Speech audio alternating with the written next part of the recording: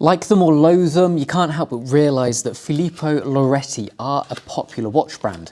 They exploded into life due to their incredibly popular Kickstarter campaign in 2017, where they sold a whopping 18,500 watches and raised a pretty insane 4.8 million euros. Now, I see talk regarding the after-sales service not being the best, but I'm sure with a brand this large with this many sales, for every person who complains, there's probably 100 silent, happy customers behind the scenes. So yes, you do have to take those kind of complaints with a pinch of salt. I previously reviewed the Venice Rose Gold, which actually was a pretty lovely watch for the money. Certainly not as bad as I was expecting, as I let the negative press influence what I thought would flop out the box in a heap of parts before I even got the watch. So that was actually quite an impressive watch. This watch that we're going to look at in this review is the Ascari, which is a motorsport themed chronograph. I mean, they've got the design on point. It looks pretty lovely. It's simple yet striking, but with an RRP of £249, how does it hold up? So we will check it out. Let's just first finish off the unboxing process.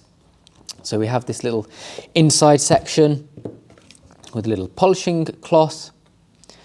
Got my spare links in there and a little instruction book in the bottom as well. I'll lob all of that to one side. And here we have the watch itself. Let's start off with the specs then. So the size of the watch, 42 millimeters in diameter. We have a height of 11.9 millimeters and a lug-to-lug length of 49 millimeters. This is a watch that fits pretty well. I've got a 7-inch wrist, so 42 millimeters diameter seems to suit me perfectly fine. And I think the relatively short lug-to-lug length compared to the diameter will mean that it fits well for the majority of people. So that's good news. The weight is 134 grams, so it does feel quite lightweight. It's easy to, a plus of that is that it is easy to wear. You can wear it all day, you don't really notice it, but if you're someone who really wants something big and chunky, you know, to make you really feel like you're wearing a decent quality watch, this probably isn't for you. So that's the weight. The water resistance rating is 10 atmospheres or 100 meters, so that's pretty good. You could probably take it very lightly swimming if you wanted to. The lug width is 20 mil, so that's a pretty suitable size for the watch diameter of 42 mil. It also comes with a very impressive 10-year warranty. Now, how much they will honour that, only time will tell, but obviously that's pretty impressive straight out of the box as well.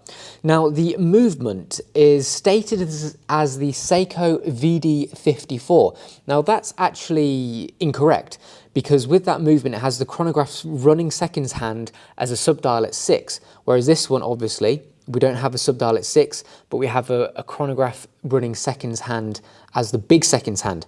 Therefore, this movement is most likely the Seiko VK63. A very good reputation, very good movement, so no issues there, but it's still, you know, it's a shame that they've obviously put the wrong movement on the website. That is a bit of a shame. Whilst we're on the movement, it's good to talk about the fact that it's mecha quartz, so it's battery powered with the main time function being quartz powered, and the chronograph function is a mechanical module which is battery powered. The beat rate of the chronograph, as you can see, isn't just a plain old tick. It has a smooth sweep, which is nice. 18,000 BPH or beats per hour, so that's about 5 ticks per second. You get a 3-year battery life as well. So good reliable movement, but it's just a bit of a silly thing that they've done in what appears to be stating the wrong movement on the website. Finally, the price, £249 is the RRP. However, at the moment it is available for £179, so that's not too bad at all. Okay, let's discuss the case. So the case itself is, you know, fairly straightforward really. It's a pretty standard barrel shape. We have a couple of nice little beveled edges. We obviously have a chronograph pushers and also our crown on one side protected by the crown guards as well. So nice bit of detailing there. One of the key features of the case is this very, very nice case back, and the case back features Alberto Ascari, the Italian racing driver who won the Formula 1 World Championship twice in 52 and 53. That's obviously a nod to the whole motorsport theme of this watch, so that's nice. It's very nicely done as well. As you can see, great depth and great detail on that. Lovely bit of design too.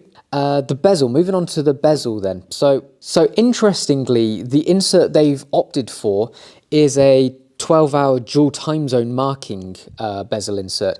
Now obviously being motorsports themed, you would have thought that tachymeter markings would have been a lot more suitable, or even the regular countdown kind of timer. So that's a bit of a weird choice personally. I mean, it looks quite nice, but from a practical perspective, a tachymeter would have made the most sense with this motorsports themed watch.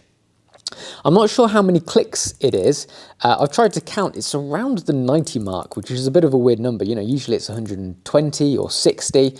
However, I don't know if you can hear. Provides a very nice, loud, satisfying click, and it is pretty easy to use. Because of the unusual number of clicks, it doesn't seem to line up 100%. If I just get it, you see, it's ever so slightly off on this one, but it's not particularly that noticeable in day-to-day life. Sitting on top of the case, we have a sapphire-coated mineral crystal. It's really, really nice and clear. It's a shame it's not full-on sapphire crystal, but to be honest, at this kind of price, I would accept a sapphire-coated mineral crystal. That's absolutely fine. Obviously gives you the scratch-resistant properties, but also additionally the shatter-resistant properties of mineral crystal. So that's good. Best of both worlds there. And as you can see, we get a really nice view, clear view of that very nice detailed dial. So just looking at the push-pull crown, as you can see there, we have a little embossment of like a checkered flag that you so often see in races. Pretty easy to use as well, just literally yank it out and off you go.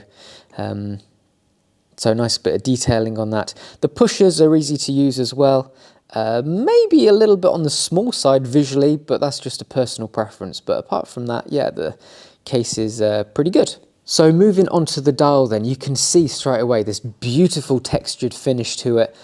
And really it's sort of, you can see it more and more dependent on the angle of light. As you can see there, depending on where we're looking and the angle, you get a really nice view of that textured finish. Provides such a wonderful amount of depth to it as well. I really do like textured finishes to dials like this one.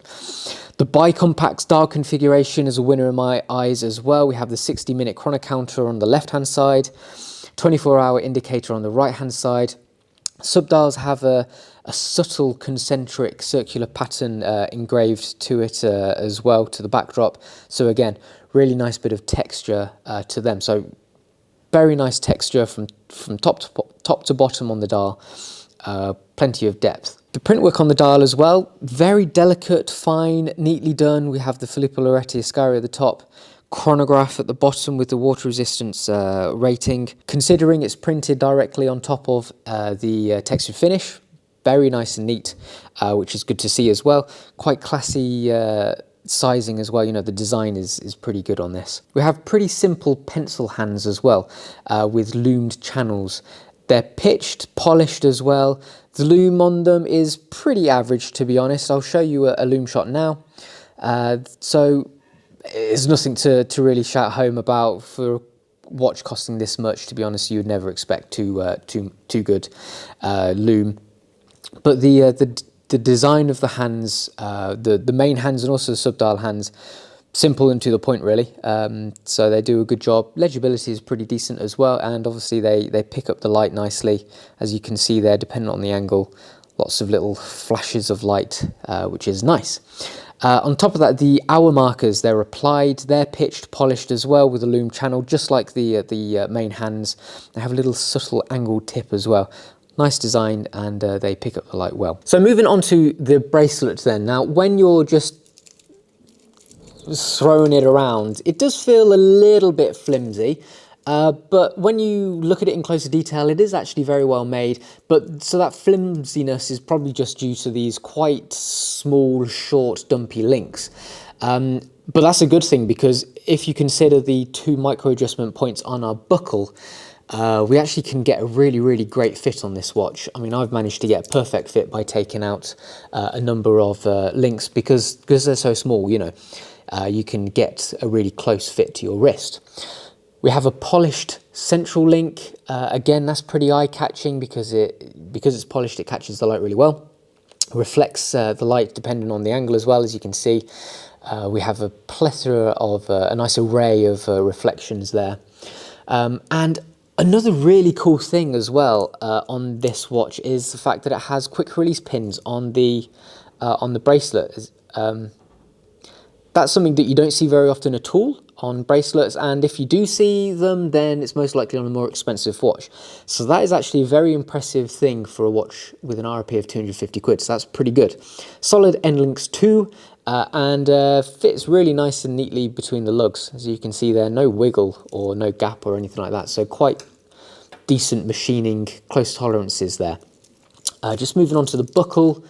It's pretty understated, but I do like it. It's very classy as well. I like the quaint, dumpy size of it as well. It's not big and brash. Brushed finishing with polished bevel edges either side. And then we have this frosted bar with the logo engraved on top as well. So that's, yeah, all in all, a really nice buckle and bracelet combo.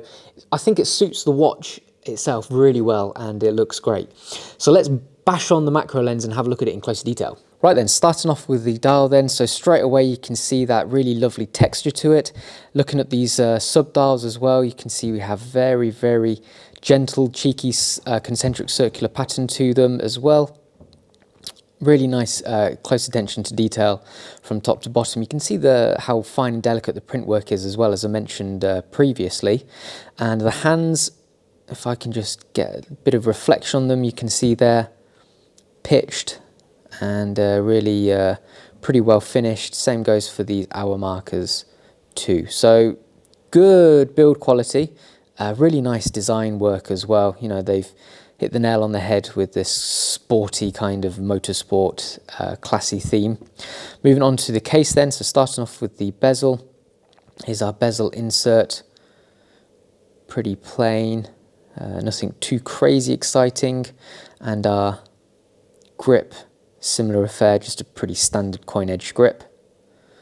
Moving on to the case itself then, so here's our lugs, cheeky little polished beveled edge there with our brushed sides, and flipping it over this side, let's check out our crown. So there's the flag, pushers as well, so again pretty easy to use. Flipping it over, let's have a look at our case back. As you can see there, very nice car of Alberto and Ascari there. Ascari engraved there, Filippo Loreti engraved on the top. So even up close, pretty great build quality, close attention to detail, and nice and intricate as well. Moving on to the bracelet then. So you can see the underside, we have our quick release pins for our bracelet. Again, nice touch on a watch costing this much. You wouldn't expect that at all. Flipping it over, you can see where the lugs contain the end link, solid end link, and then we have our links themselves. So polished central link with brushed main barrel links as well. Quite vintage in style and appearance, which obviously goes with the Ascari theme from the 50s. And then finally looking at our buckle, so there's the Filippo Loreti engraving on the top side. We have our brushed main finish, frosted bar, single lock-in, so it's just a case of pressing those two buttons, open it up. It's Filippo Loreti on the inside as well, and we have a cheeky little couple of 2 micro adjustments points there as well. So yeah, pretty good from top to bottom. So currently available for £179 direct from Filippo Loreti. Do I think the Ascari is a good buy? Well, one thing's for sure, it's extremely well designed. I mean, just look at it. It looks lovely in the hands, on the wrist. Really classy, smart design work. So they've done a great job with that. However, you know, yes, it's well built, yes, it's well designed, but I don't necessarily feel as if there's anything superbly outstanding about it. But I suppose that does come with the territory in this price range. I mean, in terms of specs, definitely ticks all the right boxes. So in terms of what you're getting for the price, it's a pretty good option if you're after an affordable, classy, motorsport themed chrono. So thank you so much for watching, guys. This was the Filippo Loreti Ascari chronograph, And that's what it's all about. Don't forget to like, subscribe, and also comment your thoughts below. Thank you, and I'll see you next time. Bye-bye.